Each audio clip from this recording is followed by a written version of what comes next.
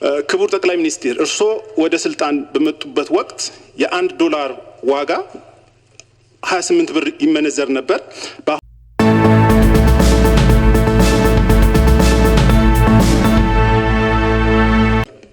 በመቀጠል የተከበሩ ዶክተር አብርሃም በርታ።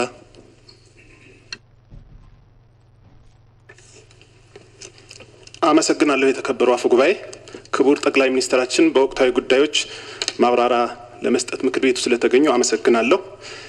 በአሁኑ ወቅት በሀገራችን ውስጥ የሚመረተው ምርት ከባለፉት 4 ዓመታት ስናወዳድረው ከ100% በላይ አንዳንዶቹም ከ200% በላይ የዋጋ ጭማሪ እያሳዩ እንደሆነ እያየን ነው። ለምሳሌ የጤፍ ዋጋ ከነበረበት 3000 ብርና 2500 ብር ወደ 6 ብር ከፍ ብሏል።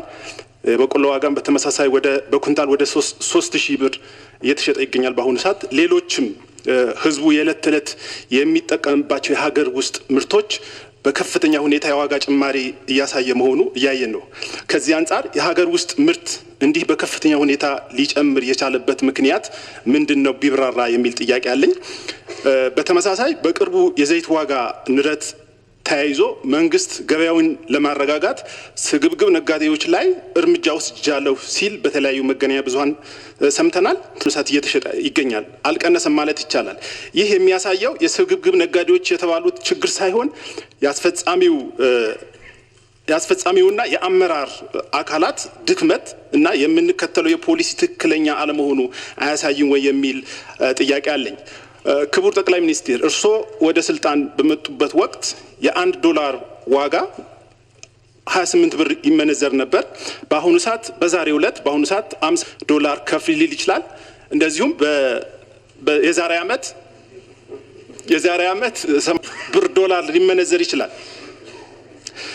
ባለፉት 3 ዓመታት ኢኮኖሚውን ለማረጋጋት ሀገር በቀል የኢኮኖሚ ማሻሻያዎች ላይ እርምጃ ተወስደዋል ሲባል ብንሰማም የዋጋ ንረቱና የኑሮ ውድነቱ ሊቀርፍ አልቻለም። ስለዚህ ህዝቡ በአሁኑ ሰዓት በኑሮ ውድነት የተቸገረና የተሰቃየ ያለበት ሁኔታ አለ። ስለዚህ መንግስት በቀጣይ የዋጋ ግሽበቱን ለመከላከል እንደዚሁም የኑሮ ውድነትን እንዲስተካከል በተግባር የሚታይ ህዝቡን ካለበት ችግር የሚያወጣ ምን እየተሰራ እንደሆነ ማብራሪያ ቢሰጥላለሁ። አመሰግናለሁ። እናመሰግናለን። በአማራ ብሔራዊ ክልላዊ መንግስት የምስራቅ ጎጃም ዞን ለምርት ዘመኑ ካቀደው የተገዛለት 62% ብቻ ነው። ከተገዛለት ለዞኑ እስካሁን የቀረበ 58% ሲሆን ከዚህ ውስጥ ዩሪያ የቀረበ 23% ብቻ ነው። እንዲሁም ከአርሶ አደሩ የኑሮ ሁኔታ ጋር የማይመጣጠን ከፍተኛ የማዳበሪያ የዋጋ ንረት በማጋጠሙ በዚሁ ዞን 1 ኩንታል እስከ 4800 ብር የሚሸጥበት መሰረታዊ የህብረት ስራ ማህበር አለ። በዚህ ምክንያት የሀገራችን አርሶ አደር ያለችው መሬት አንድም ያለ ማዳበሪያ ለመዝራት አሊያም መሬቱን ጦም ለማሳደር እንደሚገደድ በህዝብ ውክልና ስራችን የመረጠን ህዝብ ብሶቱን ያጋራን ሲሆን ወደ ፌዴራል መንግስትም ከየአካባቢው አርሶ አደሮች ተወክለው በመምጣት ለሚመለከተው የፌዴራል የመንግስት አካል ቅሬታቸውን አቅርበዋል። ይህን የአርሶ አደሮች ችግር መንግስት ፈጥኖ ካልፈታ ደግሞ የምርትና ምርታማነት መቀነስ፣ የግብርና ምርቶች ዋጋ ንረት፣ የአርሶ አደሩ ኑሮ ማሽቆልቆልና ለከፋ ድህነት መዳረግ በአጠቃላይ ሀገራዊ የኢኮኖሚ ቀውስ በማስከተል መንግስት ያቀደው የልማት እቅድ ግብ ላለመሳካት ዋና ምክንያት መሆኑ አይቀሬ ነው። ክቡር ጠቅላይ ሚኒስትር 1 ሰኔ የነቀለውን 10 ሰኔ አይተክለውምና ለመንግስታችን ለመላ ህዝባችንና ለሀገራችን ዋስትና የሆነውን አርሶ አደር ለመታደግ በመንግስቶ ምን ታስቧል? አመሰግናለሁ። በመቀጠል ጥያቄ ለብነት የተደራጀ ስርቆት ወንጀል እስካለ ድረስ ፍትሃዊ የልማትና እኩል ተጠቃሚነት ማረጋገጥ አይቻልም። በተለይም መንግስት ተቋም ውስጥ ተገልጋይ ህብረተሰብን ማግኘት ከሚገባቸው አገልግሎት በእጅ መንሻ ወይም በሌብነት በመቀየር የሚሰሩ አካላት በሚፈጽሙት ተግባር ተገቢውን አገልግሎት ማግኘት ባለመቻላቸው ቅሬታዎች ይፈጠራሉ። ይህ ቅሬታ በመንግስት አገልግሎት ላይ ህብረተሰቡ ተስፋ እንዲቆርጥ ያደርጋል። ስለሆነም ሌብነት የማይሸከም የስራ ባህል መፍጠር፣ ማህበረሰባችንን ማንቃት፣ አገልግሎት አሰጣጥ ችግሮችን ማረምና ተደራሽነታቸውን ማስፋት የአመራሩ ዘውትር ግዴታ ቢሆንም መንግስት ለብዙ ጊዜ ስር የሰደደውን የስርቆት ወንጀል ለመቆጣጠር ለመከላከል ከፍተኛ ቁርጠኝነት እንዳለው በተደጋጋሚ ሲገልጽ እንደነበር ይታወቃል። ነገር ግን ሌብነትና የተደራጀ ስርቆት እስካሁን እስከ አገልግሎት አሰጣጥ በደል ደርሰው የሌብነት ተግባር ከጊዜ ወደ ጊዜ እየተባባሰ በመምጣቱ በከፍተኛ ሁኔታ ዜጎች እያማረረ ህዝብና መንግስትን እያለያየ ይገኛል። የተከበሩ ክቡር ጠቅላይ ሚኒስትር፣ ይህ ከሁሉም ዘርፎች የሚታየውን ስርቆት ወንጀል በአዲስ ምዕራፍ ወደ ብልጽግና የምናደርገውን ጉዞ እየተፈታተነ ስለሆነ የስርቆትንና የምዝበራን ሰንሰለት ለመቆጣጠርና ለመከላከል የሁሉም ባለድርሻ አካላት ሚና ወሳኝ ቢሆንም በተለይ የጸጥታ የፍትህና ፍርድ ቤቶች እንቅስቃሴ በወሳኝ መልኩ ኃላፊነታቸውን መወጣት መቻል አለባቸው። ቢሆንም የመንግስት የስርቆት ወንጀልን ለመከላከል በተጨባጭ እየሰራ ያለው ስራ ምንድን ነው? ብራራ። አመሰግናለሁ። እናመሰግናለን። በተነሱ ጥያቄዎች ላይ ምላሽና ማብራሪያ እንዲሰጡ ለክቡር ጠቅላይ ሚኒስትር እድል እንሰጣለን።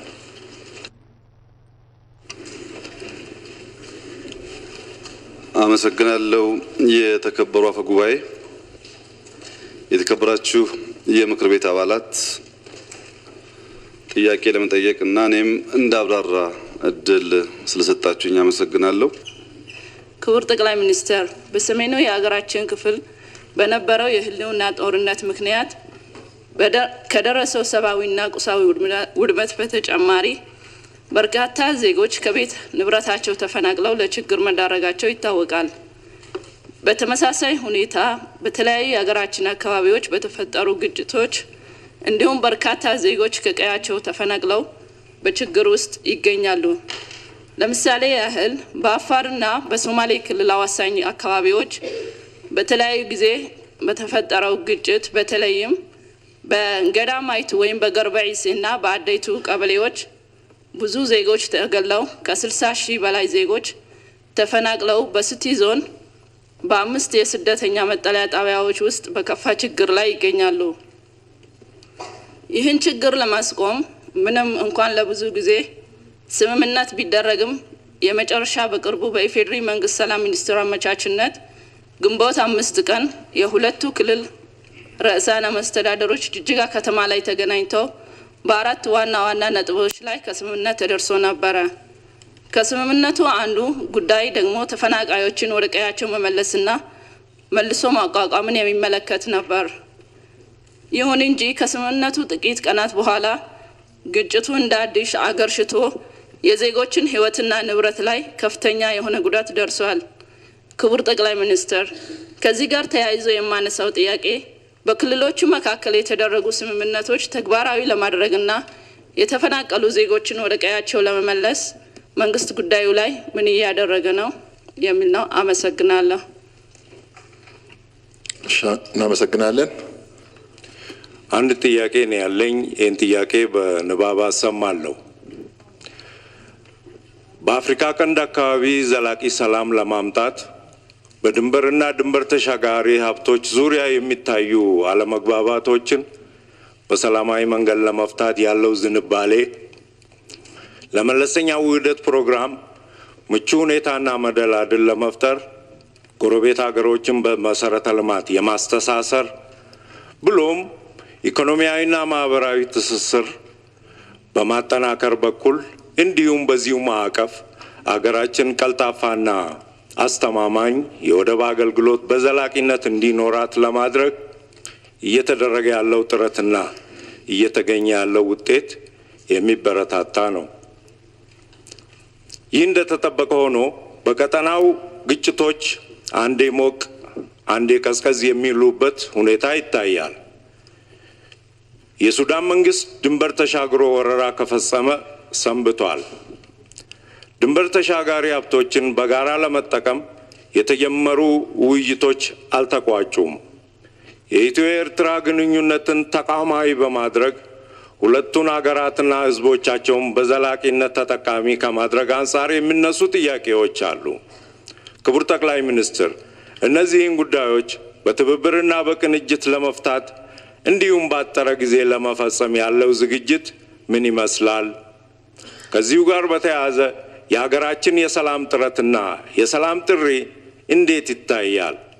በቀጣይ በቀጠናው ግጭትን ለመከላከል ምን እየታሰበ ነው የሚል ነው። ማብራሪያ ቢሰጥበት አመሰግናለሁ። ግብርናን በሚመለከት በጣም ሰፋ ያለ ጊዜ ወስጄ መናገር የምፈልግበት የምችልበት ሀሳብ ነው። ግን እንዳልኩት በሚቀጥለው ጥቂት ሳምንታት ውስጥ መልሰን በጀት ስለምናይ ጥቂት ሀሳብ ብቻ ላንሳ። አንደኛ ግብርናን በሚመለከት የተከበረው ምክር ቤት በመጠኑም ቢሆን እንኳን ደስ ያላችሁ ዘንድሮ ከ5000 ትራክተር በላይ በኢትዮጵያ ደረጃ ለግብርና ስራ አውለናል። ይሄ ትልቅ ምርታ ነው። ሰዎቻችን በሬ ከማግፋት ወደ ትራክተር እንቀይር ያልነው 5000 ደረስንና ከምናርሰው መሬት 28%ን በማሽን አረስን በትራክተር።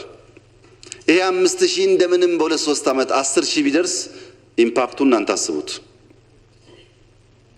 አንደኛው ጥሩ ዜና ትራክተር ኮምባይነር መጠቀም እድላችን እያደገ እየሰፋ መምጣት ነው። ሁለተኛው ክላስተር ነው። ክላስተር ብለናል። አሁን 45% ከምናርሰው መሬት ክላስተር ገብቷል። ቢያንስ 50 55 60 ቢደርስ በእጅጉ ያግዘናል። 45ቱን ግን ቀላል የሚባል አይደለም። ይሄን አድርገን ባለፈው በመኸር 336 ሚሊዮን ኩንታል ነው ያመረት ነው። የበጋ ስንዴ ሁለተኛው ዙር አላለቀም። እንደምታውቁት ለምሳሌ ባሌ 154000 ሄክታር ገና አልተሰበሰበም። በርካታ ቦታም እንደዚህ ያለ ገና ይገቡ ያን ተጠበቀው ሆኖ ቢያንስ 23 24 25 ሚሊዮን ኩንታል ይጠበቃል። ከዛ በላይ የሚገፋ ግምት አለ። ሚኒመም ግን 24 23 ሚሊዮን በዝቅተኛው እናስገባለን የሚል ግምት አለ። በአንደኛው ዙር ካየነው አንፃር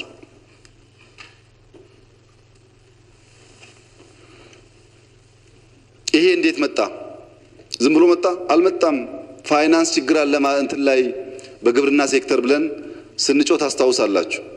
ዘንድሮ ካበደርነው 267 ቢሊዮን ብር ውስጥ 34% የወሰደው ግብርና ነው። ለግሉ ሴክተር ካበደርነው ውስጥ 73 ቢሊዮን ብር 1.2 ቢሊዮን ዶላር የግብርና ሴክተር ብድር ሰጥቷል ዘንድሮ። ይሄ ከ1/3 በላይ ነው ከአጠቃላይ የዓመቱ ብድር አንድ። ይሄ ለማዳበሪያ ያወጣነውን የኮመርሻል ባንክ ሎን አይመለከትም። ቅድም ወንድሜ አርሶ አደር ላይ ማዳበሪያ ያሉት የፌዴራል መንግስት በበጀት እንዳያችሁት 15 ቢሊዮን ብር ነው የደጎመው ማዳበሪያ። በኩንታል ከ1000 ብር በላይ ነው የደጎመው። ይሄ ደሃ መንግስት፣ ይሄ በውጊያ በምናምን የተያዘ መንግስት አርሶ አደር ከተጎዳ ከተሜ ይጎዳል ብሎ 15 ቢሊዮን ብር ማዳበሪያ አምና ያልነበረ የዘንድሮ ድጎማ ነው የማወራችሁ።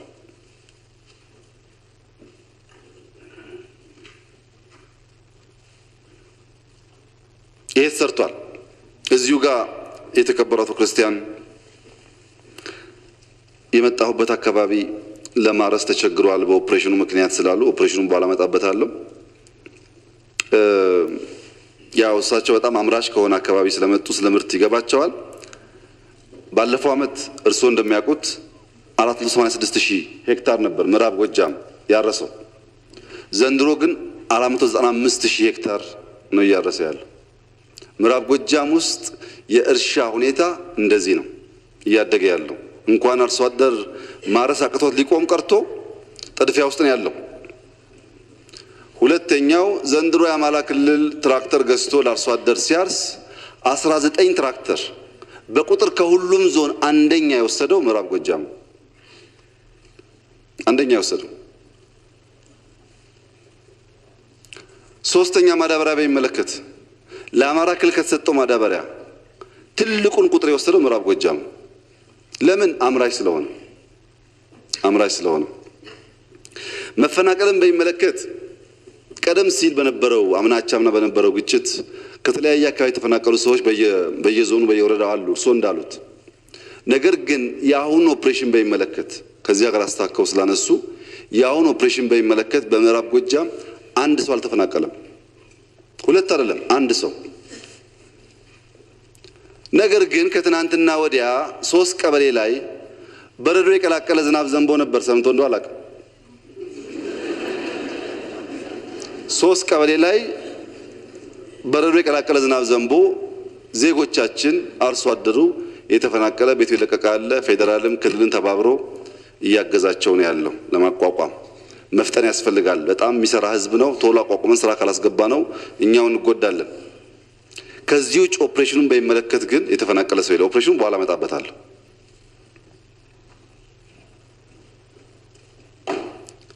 ማምረት የተቸገረ ሳይሆን የምዕራብ ጎጃም ህዝብ የተሻለ ምርት የተሻለ ስራ እየሰራ ያለ፣ በዚያው ልክ ደግሞ መንግስትም እየደገፈው ያለ መሆኑን ግንዛቤ እንዲወሰድ። ይሄ በመሆኑ ግብርና ታዲያ ምን ይመጣል ያላችሁ እንደሆነ በብልጽግና ጉባኤ የወሰንነው በሚቀጥለው ጉባኤ ስንዴ ኤክስፖርት እናደርጋለን የሚል ጉባኤ የወሰነው ውሳኔ ቢሆንም እኛ ግን በሚቀጥለው ዓመት ከጉባኤ አንድ ዓመት ተኩል ቀድመን ኤክስፖርት እናደርጋለን። ምን ማለት ነው? ይሄ ስንዴ ለማኝ ሀገር ስንዴ በላለው ሳይሆን ኤክስፖርት አደርጋለሁ ወደምትልበት ደረጃ የወሰደ የግብርና ሪፎርም ነው የተሰራው። የጓሮ እርሻ ቤተ መንግስት አይታችኋል። አዲስ አበባ በጣም በስፋት እየሄደ ነው ያለው። አንዳንድ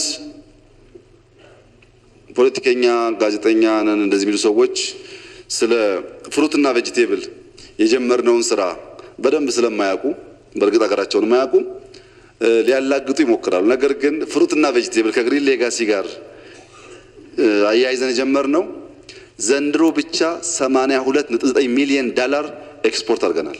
ፍሩትና ቬጂቴብል ይሄ ትልቅ ምርታ ነው። ከዚያ በላይ መሄድ እንችላለን። የያዘን ሎጂስቲክስ ነው፣ የያዘን መንገድ ነው። ምርቱ ያለበትና ፍላጎት ያለበት ማገናኘት ችግር አለ። በባህሪው ፍሩት በማንኛውም ትራክ የሚጫን አይደለም። ስፔሻል ትራክ ይፈልጋል ስለሚበላሽ።